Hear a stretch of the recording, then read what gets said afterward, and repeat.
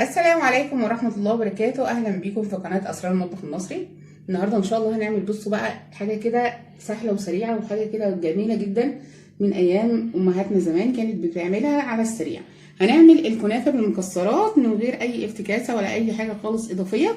هنعملها زي أمهاتنا زي ما كانت بيعملوها زمان. طريقة بسيطة وسهلة وسريعة، حاجة جميلة جدا بتاعة رمضان. يلا بينا على طول نبدأ الوصفة ونسمي بسم الله ونقول اتعملت ازاي الكنافة الجميلة دي. بصوا مقرمشة من بره وطرية ولذيذة من جوه، وكمان المكسرات فيها حاجة لازم تعمليها علشان تمسك وتبقى بالطبقة الجميلة جدا دي. يلا بينا على طول نبدأ الوصفة ونسمي بسم الله ونقول اتعملت ازاي الكنافة بكل تفاصيلها.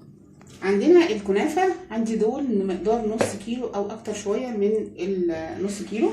عندي كنافة فرفتها كده بصوا كده تمام. هاخد عليها مقدار نص كوبايه من السكر بودر عشان تطلع معاكي مقرمشه، وهنقلب الاول السكر مع الكنافه.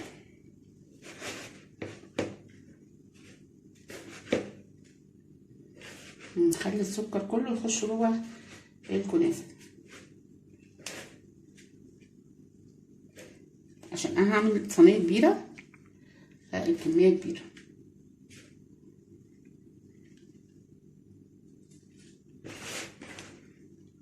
نقدر معلقتين من السكر البودر بس كبار مليانين. هنحط عليهم بقى ايه السمنه، برضو مقدار كوبايه الا ربع من السمنه السايحه، بس اهم حاجه تفرفتيها كويس قوي كده وتدخلي السكر كله جوه الكنافه.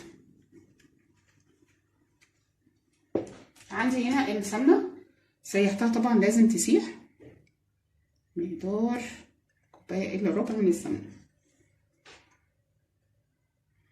وهنقلب الكنافه مع السمنه مع السكر. هنخلي الكنافه كلها تتشرب من السمنه والسكر.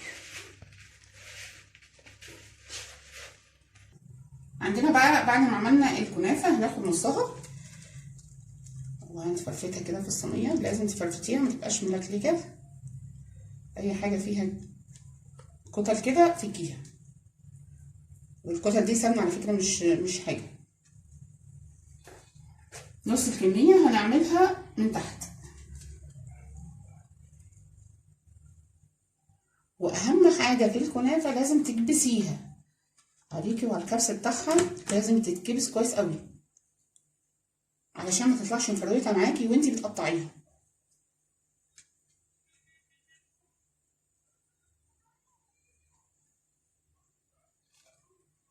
اي حاجه كده فيها كتل اعمليها.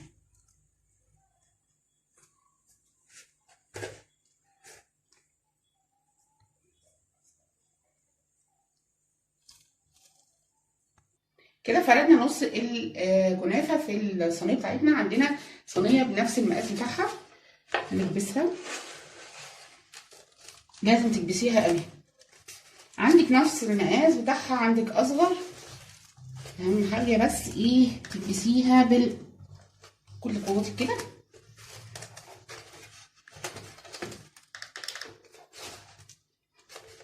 هنسيبها مكبوسه لحد ما نعمل الحشو بتاعنا عشان بس ما يطولش عليك الفيديو. عندي هنا الحشو بتاعنا عباره عن ايه؟ عباره عن المكسرات، اي نوع مكسرات انت بتحبيه. هنا فول سوداني وجوزان وكمان زبيب. وعندي نص كوبايه من الشربات بتاع الكنافه اللي احنا هنسقي بيه الكنافه. هنقلبهم عشان بس يتماسكوا مع بعض، عشان ما تيجي تقلبي الكنافه او تقطعيها ما تفولش معاكي الحشوه من جوه.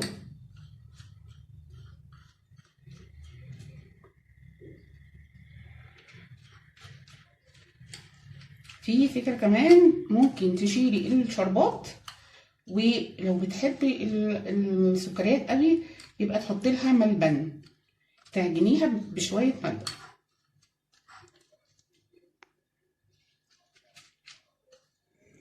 كده بعد ما كبسنا الكنافه بصوا الكبسه كده تحفه. بعد ما حطينا بقى الحشو بقى من جوه وحطينا الباقي التاني كبسناها، هنحطها بقى في الفرن على درجه حراره 180 لحد ما تحمر من تحت، وبعد كده نقلبها تاخد وش كمان من فوق. هنحطها في الفرن ونرجع نشوف هنعمل فيها ايه.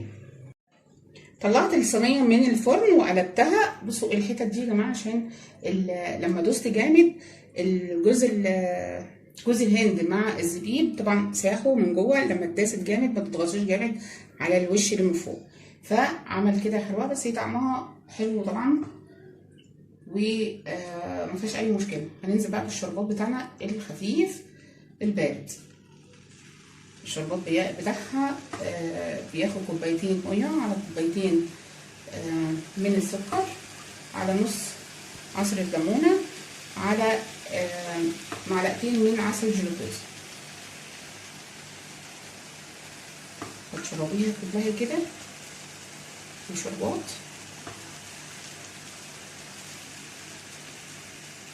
وهتسيبيها بقى تشرب الشربات. بصوا اول ما نزلت شربات على طول راحت شربتها، وهنسيبها بقى تهدى خالص. وبعد كده نقطعها ونشوف الشكل من جوه عامل ازاي. بصوا بعد ما قطعنا الكنافه، بصوا الطبقات بتاعه المكسرات من جوه عامله ازاي، تحفه ومقرمشه كمان من بره وحلوه جدا من جوه. يا رب يكون نال اعجابكم من الفيديو بتاع النهارده، وبستنوني الفيديوهات احلى واحلى ان شاء الله، واترككم في رعايه الله. بس ما تنسوش لايك وشير للفيديو، وننزل نفعل الجرس عشان يوصلكم كل جديد.